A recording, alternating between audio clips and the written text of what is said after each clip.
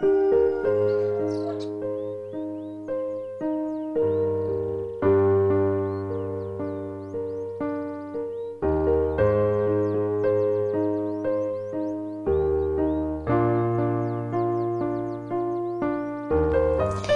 be like Jesus, work, for earth's night is coming. And they that be wise shall shine as the brightness of the firmament, and they that turn many to righteousness as the stars forever and ever. Daniel chapter 12 and verse 3.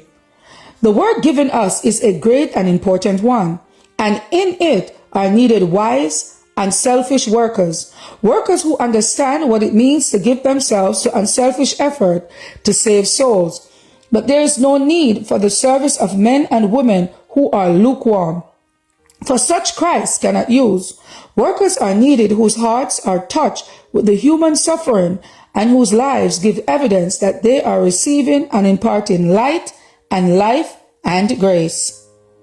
The people of God are to come closer to Christ in self-denial and sacrifice, their one aim being to give the message of mercy to all the world.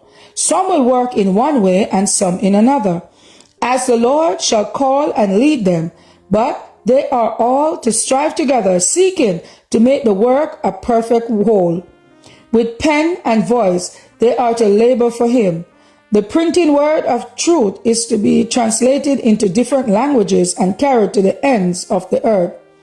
My heart is often burdened because so many who might work are doing nothing. They are the sports of Satan's temptation. Every church member who has a knowledge of the truth is expected to work while the day lasts. For the night cometh wherein no one can work.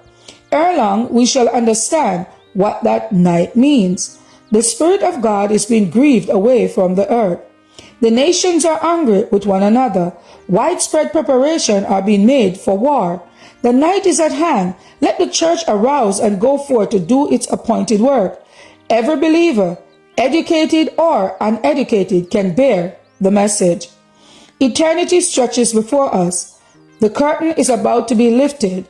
What are we thinking of, that we cling to our selfish love of ease, while all around our souls are perishing? Have our hearts become utterly callous? Can we not see and understand that we have a work to do in behalf of others?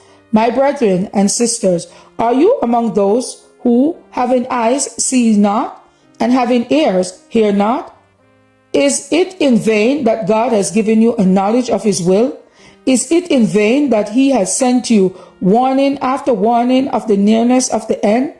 Do you believe the declaration of His word concerning what is coming upon the world? Do you believe that God's judgment are hanging over the inhabitants of the earth? How then can you sit at ease, careless and indifferent? To be like Jesus, August 26. As for me and my house, we will serve the Lord. Thank you all for listening, and please join us once again tomorrow for your daily devotional reading. God bless.